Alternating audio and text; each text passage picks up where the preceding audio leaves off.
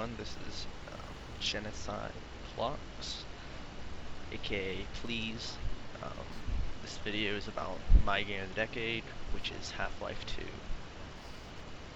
I have it all written down, so I'm going to be reading from that. So if I stutter, it sounds like I'm reading from a script. That's because I am. Okay, so here I go.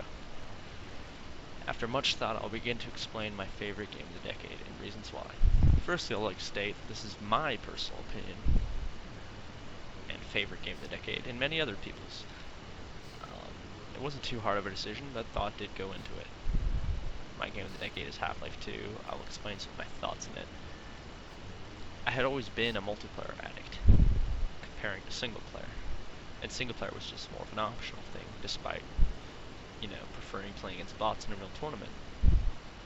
All of them, whether it be 04, 03, 07, or whatever. But this game changed things for me in the way I look at single player first-person shooters. Some may say the game is too linear, but this is one aspect I feel the game did a great job in. It can seem linear if you think about it, but it didn't feel linear when you played it. Not too much, nor too little. Open world would just have not worked with Half-Life 2, I don't think, because it just felt more like an open world game for me, even though it wasn't. I'm sure you could still get lost, but you always had a sense of direction without it being too obvious. Artificial intelligence. Some may look back and say it wasn't the greatest. I would have to say it is one of the greatest for its time. Not the best now, of course. It wasn't a downfall of the game, though. I can't say there actually was a specific downfall, and I can't really think of anything in Half-Life 2. Can't really think of many cons either. And after all, it's up to you, not the rebels, and it's just not that type of game. The story, you learned what you need to know whilst playing through the game, but it managed to get me captivated the entire playthrough of the game, and actually multiple playthroughs. The game's been out for 6 years now, so it's given me plenty of time. I'm actually just about to play it again. I've been craving it.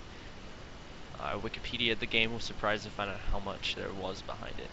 Yes, Wikipedia is not your most reliable source, but if you look deeper into it, you'll find other sites of that same information. Haven't checked up on it recently. I actually wrote this at the end of, or beginning of 2010, because I was writing a review thing, not a review, but my opinions on my game of the decade. Alright, continuing on. I was surprised how much to find out there was behind it. You may ask, well, I didn't notice much in the game, or why didn't they put more of that story in the game? Well, I have two reasons for that. The first one being the game would be flooded with way too much story and less focus on gameplay, whereas what they did seemed to balance the games in those aspects. Reason two is that it would be like reading a novel if they put all this stuff into it. It's like a deleted scene from a movie. It's still there, but it wasn't incorporated into the movie. But it may be in a sequel. Half-Life 2 Episode 3, Half-Life 3 possibly. I'm not really sure. Can't say this is confirmed. This is just a guess. They throw in more stuff because, of course, they're gonna reveal stuff, and it's not just gonna be some random teaser. And one thing I absolutely loved about Half-Life 2 is how it compelled me to keep playing. I don't ever recall having such strong feelings for a game that Half-Life 2 manages to generate. Near the end of Half-Life 2, you just get to release all that built-up anger you have towards the Combine. It's not really a spoiler. It's kind of called for. And plus, the game's been out for 6 years now, so if you haven't played it, you should definitely get it. Half-Life 2 manages to be fast-paced, yet not have a rush feel. I could go on and on about the appreciation I have towards Valve for creating such a fantastic game. But all in all, I would have to say Half-Life 2 is the best game of the decade, possibly ever. If you haven't beaten this game, it's a must-have. Support Valve. It's worth the buy. So that's really mostly what I have to say about Half-Life 2. There's been several complaints of people talking about how Episode 1 and Episode 2 were too similar to Half-Life 2, but they're actually episodes, so they didn't want to change too much.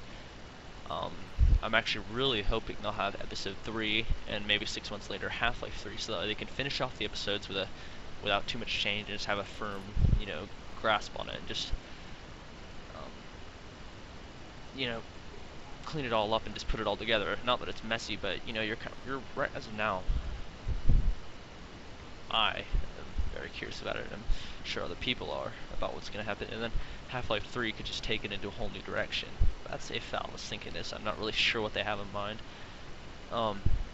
As of now, nothing's been confirmed yet, but as it's taken so long, I'm hoping it'll be one of the best games ever. Again, continuing on in the series, because I feel like Episode 1 and Episode 2 did not take away as a game by themselves. Looked kind of bland, but you put them with Half-Life 2, it makes a lot of sense because they're episodes. It's not their own individual game. If you play it all as one thing, it's perfect, and I like the variety. So that's really all I have to say for now. Thanks for listening.